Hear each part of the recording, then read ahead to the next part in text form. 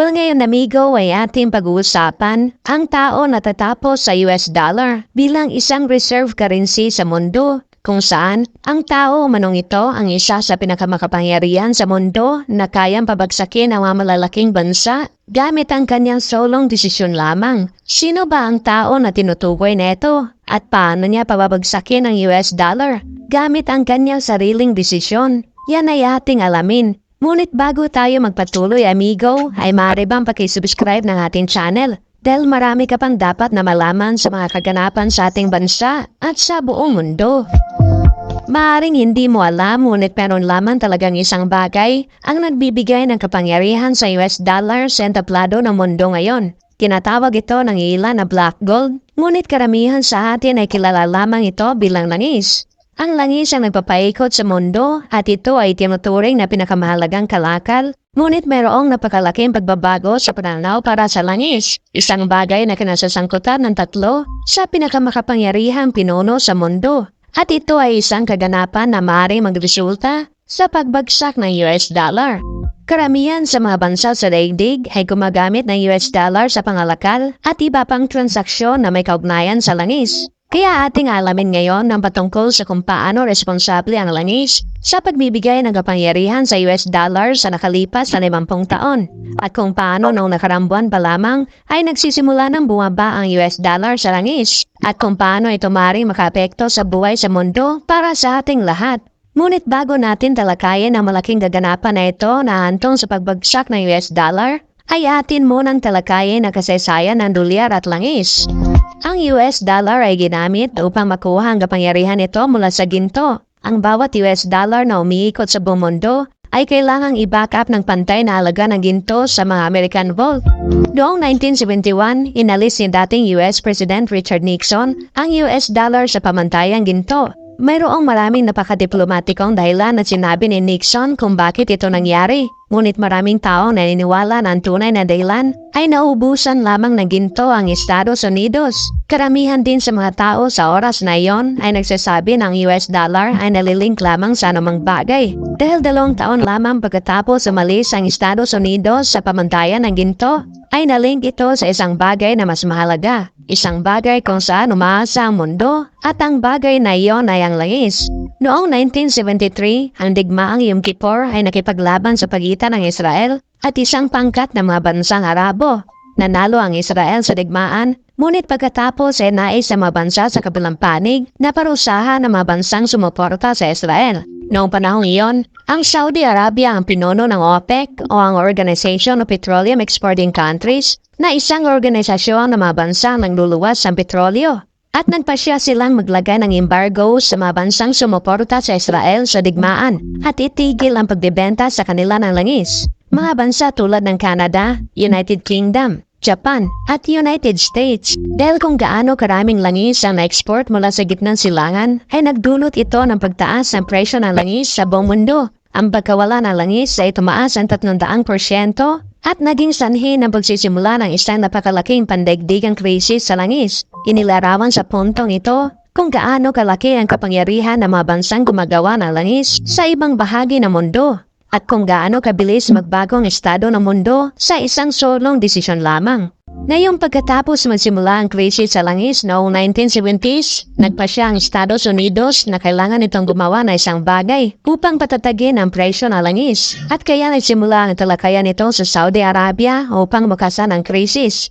Noong 1974, nakipagsundo ang Estados Unidos sa Saudi Arabia. Kasama sa deal ang isang garantiya na ang Estados Unidos ay magbibigay ng seguridad sa bansa at magbebenta sa kanila ng higit pang mga armas. Ngunit ang Estados Unidos ay nakakuha na isang bagay na mas mahalaga bilang kapalit upang hikayatin ang katatagan sa presyo ng langis.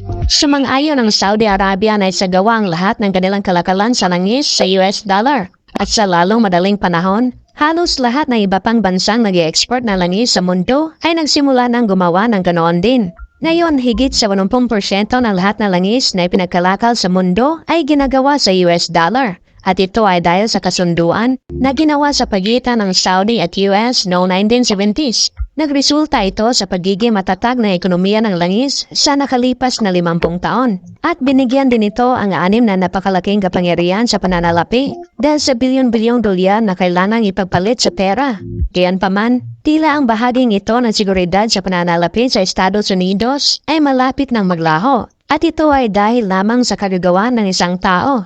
Sa ngayon, meron lamang 7 bansa sa mundo na itinuturing na ganap na monarkiya. Mga lugar kung saan walang demokrasya, walang botohan, at ang buong bansa ay kontrolado ng royal family. At isa na sa mga bansang iyon ay ang Saudi Arabia. Ang bahay ni Saud o kilala bilang ang Saudi's royal family at sila ang tinatayang pinakamayamang pamilya sa buong mundo na may net worth na higit sa $1.4 trillion. Iyon ay humigit kumulang 16 na beses na higit pa kaysa sa net worth ng British royal family. At pagdating sa pagkontrol sa kayamanan na iyon, ito ay nakatalaga sa isang tao lamang na si Mohammed bin Saud o mas kilala bilang MBS na siyang Crown Prince ng Saudi Arabia. Bagamat hindi pa siya hari, karaniwang pinamumunuan niya ang buong bansa kapalit ng kanyang amang si Haring Salman. Hawak na MBS ang ganap na kapangyarihan sa halos lahat ng bagay sa Saudi Arabia at hindi niya talaga kailangang humingi ng pahintulot sa sino man kapag gumawa siya ng mga desisyon para sa kinabukasan ng bansa. Ngunit ang pinakamahalaga para sa kapakanan ng kwentong ito ay kontrolado niya ang pera ng bansa. Ang parehong Saudi's National Wealth Fund, gayon din si Aramco, ang producer ng mga bansa ng langis. At kung gusto ni MBS na magdesisyon na baguhin kung paano makikipagnegosyo ang Saudi Arabia sa ibang bahagi ng mundo, ay magagawa niya iyon sa pamamagitan ng langis. At kung gagawin niya ito ay hindi lamang mababago ang relasyon ng Saudi Arabia sa mundo at higit pa rito, ay maaari ito magresulta sa kompletong pabagsak ng US dollar.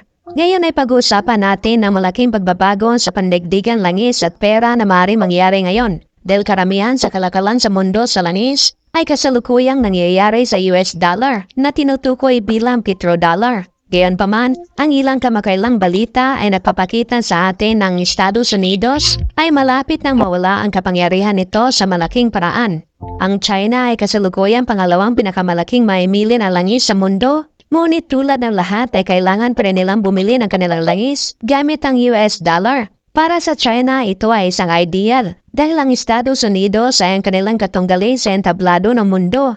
Ang sapilitang pagbili ng langis gamit ng US dollar ay nangangahulugan na sila ay nagbibigay ng kapangyarihan sa kanilang pangunahing karibal. Ngunit maaaring hindi na iyon magtatagal dahil ilang buwan lamang ang nakalipas ay inanunsyo na ng Saudi Arabia na isinalang-alang na huwag pilitin ang China na bumili ng langis gamit ang US dollar. Sa halip, ay maaari na nilang gamitin ang kanilang sariling pera, ang yuan. Kung pahihintulutan ng Saudi Arabia ang China na bumili ng langis gamit ang yuan, ito ay seryosong magpapababa sa halaga ng US dollar at mababawasan ang kapangyarihan nito sa entablado ng mundo. At gayon din, ito ay maglalagay ng higit na pangingibabaw at kapangyarihan para sa China. Sa katunayan, ginagawa na ito ngayon at kamakailan ay napapabalita na ang pag-uusap na ito ng China at Saudi Arabia ay nagdulot ng pagtaas ng halaga ng yuan. Ipinapakita rin ng kasaysayan na karamihan sa mga gumagawa ng langis sa mundo ay sumusunod sa mga yapak ng Saudi Arabia.